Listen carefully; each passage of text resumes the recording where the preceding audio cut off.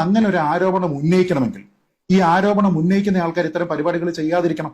അതാ ഇപ്പൊ ഈ ഒരു ചിത്രം നോക്കിക്കോളൂ. ഈ ചിത്രം കണ്ടില്ലേ? ഇത് Muzhappilangad Dharmadam beach tourism project ആണ്.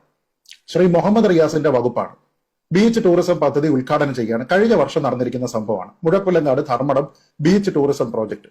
അവിടെ ആരെയൊക്കെ കാണാം? ഉദ്ഘാടനം ചെയ്യുന്ന മുഖ്യമന്ത്രിയുണ്ട്, ശ്രീ മുഹമ്മദ് റിയാസ് ഉണ്ട്, തൊട്ടപ്പുറത്ത് നിൽക്കുന്ന ആളിന്റെ പേര് കെ രാഗേഷ് എന്നാണ്. സംസ്ഥാന സർക്കാരിന്റെ ടൂറിസം വകുപ്പ് നടത്തുന്ന പരിപാടിയിൽ കെ രാഗേഷ് ആരാണ്? കെ രാഗേഷ് CPM-ന്റെ കണ്ണൂർ ജില്ലാ സെക്രട്ടറിയോ മറ്റോ ആണ്. അദ്ദേഹത്തിന് മറ്റെന്തെങ്കിലും പദവി ആ സമയത്തുണ്ടോ? ഇല്ല. അപ്പൊ അദ്ദേഹം എങ്ങനെയാണ് ആ ചടങ്ങിൽ വന്നിരിക്കുന്നത്? അപ്പൊ അങ്ങനെയാണെങ്കിൽ ഇവർ പറയണം ഞങ്ങൾ അങ്ങനെ വിളിക്കാറില്ല എന്ന്.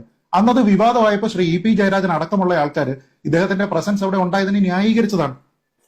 വേറൊന്ന് നോക്കൂ. ഇത് സംസ്ഥാന സർക്കാരിന്റെ സാംസ്കാരിക വകുപ്പിന്റെ ഒരു ചടങ്ങാണ്. ദാദാ സാഹിബ് ഫാൽക്കെ അവാർഡ് കിട്ടിയിരിക്കുന്ന നടൻ ശ്രീ മോഹൻലാലിനെ ആദരിക്കാൻ ഏതാണ്ട് 3 കോടിയോളം രൂപ മുടക്കിയിട്ട് നമ്മുടെ സംസ്ഥാനത്തിന്റെ സാംസ്കാരിക വകുപ്പ് നടത്തിയിരിക്കുന്ന പരിപാടിയാണ്. ആ പരിപാടിയിൽ ആദരിക്കാനായിട്ട് നിൽക്കുന്നത് നമ്മുടെ മുഖ്യമന്ത്രി ശ്രീ പിണറായി വിജയനാണ്. പിന്നീട് മറ്റുള്ള ക്ഷണിക്കപ്പെട്ട പ്രോട്ടോകോൾ അനുസരിച്ച് വരേണ്ടുന്ന ആൾക്കാരെല്ലാം ഉണ്ട്. അതിൽ നമുക്ക് നോക്കിയാൽ കാണാൻ പറ്റും. അതിന്റെ ഒരു സൈഡിൽ വെളുത്ത ഷർട്ടിട്ട് വെളുത്ത മുണ്ടിട്ട് നിൽക്കുന്ന ആളെ കാണാം. അതിന്റെ ബാക്കിൽ മോഹൻലാലിന്റെ ഒരു ചിത്രമുണ്ട്. അതിന്റെ നേരെ താഴെ നോക്കിക്കഴിഞ്ഞാൽ കാണാൻ പറ്റും. അദ്ദേഹത്തിന്റെ പേര് ശ്രീ MV ഗോവിന്ദൻ എന്നാണ്. ശ്രീ MV ഗോവിന്ദൻ എന്തിന്റെ പേരിലാണ്? തിരുവനന്തപുരത്തെ ഏതെങ്കിലും ഒരു MLA ആയതിന്റെ പേരിലാണോ പ്രോട്ടോകോൾ വന്നിരിക്കുന്നത്? അതോ ശ്രീ MV ഗോവിന്ദനെ അവിടെ വിളിച്ചിരിക്കുന്ന സമയത്ത് മറ്റു പാർട്ടികളുടെ സംസ്ഥാന അധ്യക്ഷന്മാരെ എല്ലാം വിളിച്ചത് കൊണ്ടാണോ? ഒന്നുമല്ല. സർക്കാരിന്റെ പരിപാടിയാണ്. മലയാളം മാനോളം ലാൽസലാം എന്ന് പറഞ്ഞിട്ടുള്ള ഒരു പരിപാടിയാണ്.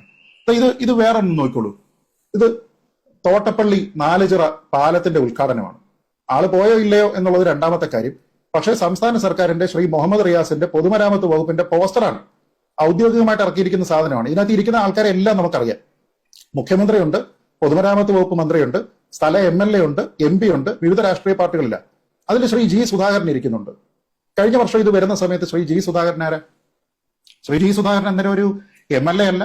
ശ്രീ G സുധാകരൻ പാർട്ടിയുടെ ആള് മാത്രം, അതും പാർട്ടിയുടെ ബ്രാഞ്ചിൽ പ്രവർത്തിക്കുന്ന ഒരാളാണ്. ഇപ്പൊ നമുക്ക് പറയുകയാണെങ്കിൽ വേണമെങ്കിൽ മുൻ മന്ത്രി അല്ലെങ്കിൽ മുൻ MLA എന്നൊക്കെ പറയാം. അങ്ങനെ നോക്കിക്കഴിഞ്ഞാൽ 18 വർഷം രാജ്യസഭ MP ആയിരുന്ന ആളാണ് രാജീവ് ചന്ദ്രശേഖർ. അങ്ങനെയും പറയാം. കാരണം എന്താണെന്നറിയോ? ശ്രീ കെ രാഗേഷിനെതിരെ ഈ ആരോപണം ഉണ്ടായപ്പോൾ രാഗേഷ് സ്വയം ഡിഫെൻഡ് ചെയ്യുന്നതിന് പറഞ്ഞത് ഞാൻ കണ്ണൂരിൽ നിന്നുള്ള ഒരു MP ആയിരുന്നു എന്നാണ്. അദ്ദേഹം എന്ത് MP-യാ? രാജ്യസഭ MP-യാ. കണ്ണൂരിൽ നിന്ന് രാജ്യസഭ MP ഉണ്ടോ? കണ്ണൂരിൽ നിന്ന് നമുക്ക് രാജ്യസഭ MP ഉണ്ടോ? ഇല്ലല്ലോ. അപ്പൊ പിന്നെ അദ്ദേഹം അവിടെ ഉണ്ടായിരുന്നു, പാർട്ടിയുടെ ഒരു പരിപാടിയാണ് എന്ന് അദ്ദേഹത്തിന് തോന്നി, സർക്കാരിന്റെ പരിപാടിയിൽ പങ്കെടുത്തു. അപ്പൊ ഞാൻ പറഞ്ഞത് കുറ്റം പറയുന്ന ആൾക്കാർക്ക് കുറ്റമാണ് എങ്കിൽ രാജീവ് ചന്ദ്രശേഖർ ഇരിക്കുന്നതും MV ഗോവിന്ദൻ ഇരിക്കുന്നതും കെ രാഗേഷ് ഇരിക്കുന്നതും G സുധാകരൻ ഇരിക്കുന്നതും ഒരേപോലെ തെറ്റാണ്. ഈ 3 സംഭവത്തിനെ ന്യായീകരിക്കുന്ന, കമന്ന് കടന്ന് ന്യായീകരിക്കുന്ന ആൾക്കാർ രാജീവ് ചന്ദ്രശേഖരനെ മാത്രമായിട്ട്